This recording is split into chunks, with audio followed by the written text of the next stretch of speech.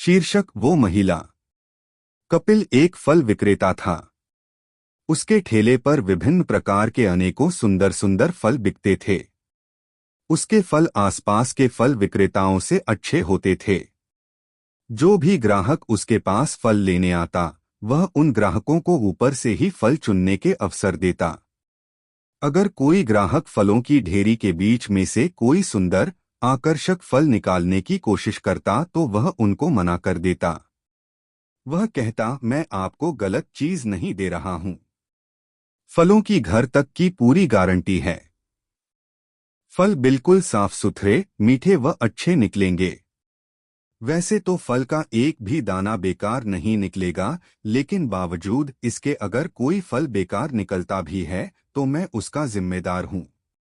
इस तरह बीच में से आप फल मत निकालिए, नहीं तो फलों को क्रम में लगाने की मेरी सारी मेहनत बेकार चली जाएगी। सारे फल नीचे गिर जाएंगे। मैं भी उस फल विक्रेता का नियमित ग्राहक था। वह फल विक्रेता कभी किसी के साथ बेईमानी, छलकपट नहीं करता था, तो इसलिए ज्यादातर लोग उसी से फल खरीदना पसंद करते थे। एक दिन मुझे भी फलों के ठेले पर नीचे की तरफ बड़े बड़े सुंदर फल नजर आए। मेरा मन उन पर ललचा गया। मैंने कपिल से कहा, क्या आप इन्हें निकालकर मुझे दे सकते हैं? मुझे माफ करें, मैं ऐसा नहीं कर सकता। अगर मैंने बीच में से फल निकाले तो मेरे सारे फल नीचे गिर जाएंगे और मेरी फलों को करीने से लगाने की मेहनत बेकार जाएगी। अगर हर ग्राहक मुझसे बीच में से छांट कर फल देने की डिमांड करने लगेगा तो मैं सारे दिन फलों की ढेरी ही लगाता रहूंगा। मुझे माफ कीजिए सर, मैंने आज तक कभी किसी को गलत फल नहीं दिया।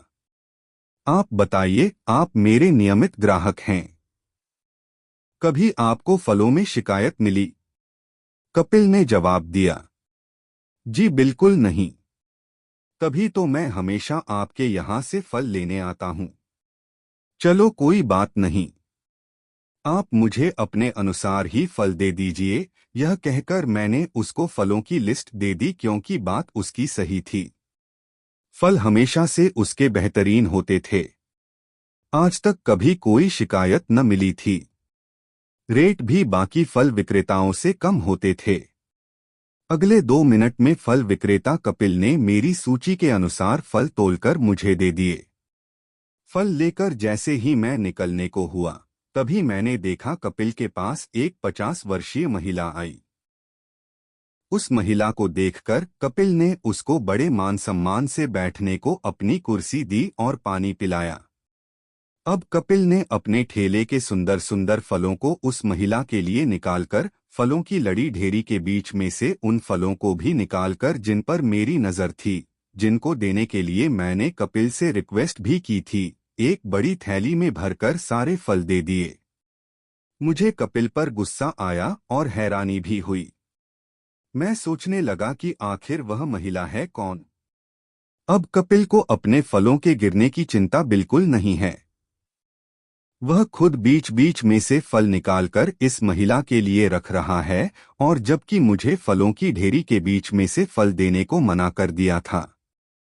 मैंने नोटिस किया कि उसने फलों के रुपए भी बाकी ग्राहकों के मुकाबले उस महिला से कम लिए। उस महिला को फलों के रेट कम लगाए। यह सब मैं वहीं खड़े होकर देख रहा था। जब वह महिला फल लेकर चली गई तो मैंने उस फल विक्रेता से शिकायत करते हुए कहा, मुझे आपकी यह दोहरी नीति समझ में नहीं आई। एक तरफ जहां आपने मुझे बीच में से फल निकाल कर देने को मना कर दिया, कि वहीं आपने उस महिला के लिए बीच में से वे फल भी निकाल कर दिए जो फल मैं मांग रहा था। उन फलों को मुझे देना आपको उचित नहीं लगा, लेकिन उस महिला के लिए तुरंत निकाल कर दे दिए। यह बहुत विचित्र बात है मेरे लिए। मुझे यह सब देखकर अच्छा नहीं लगा। आपको ऐसा नहीं करना चाहिए था।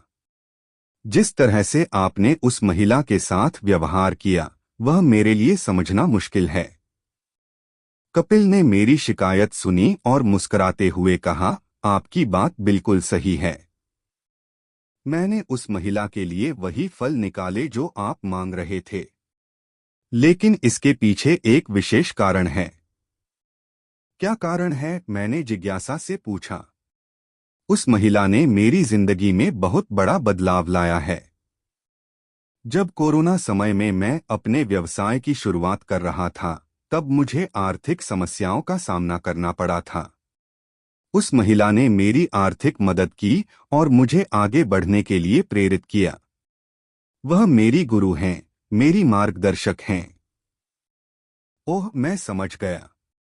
तो आप उस महिला के प्रति कृतज्ञता व्यक्त कर रहे हैं? मैंने कहा। बिल्कुल, कपिल ने कहा। मैं उनके प्रति हमेशा ऋणी रहूंगा और मैं उनकी सेवा करने में अपनी खुशी समझता हूं। मुझे कपिल की बातें सुनकर बहुत अच्छा लगा। मैंने महसूस किया कि कपिल एक सच्चे और ईमानदार व्यक्ति हैं। उनकी कृतज्ञता और सम्मान भावना ने मुझे प्रभावित किया। आपकी कहानी बहुत प्रेरणादायक है, मैंने कहा। मैं आपकी कृतज्ञता और सम्मान भावना की प्रशंसा करता हूं। कपिल ने मुस्कराते हुए कहा, धन्यवाद। मैं हमेशा अपनी गुरु का सम्मान करता हूं और उनकी सेवा करने की कोशिश करता हूं। उस दिन के बाद मैंने कपिल के ठेले से फल लेना जारी रखा। लेकिन अब मैं उनकी कहानी और उनके मूल्यों को समझता था और मैं उनकी कृतज्ञता और सम्मान भावना का सम्मान करता था।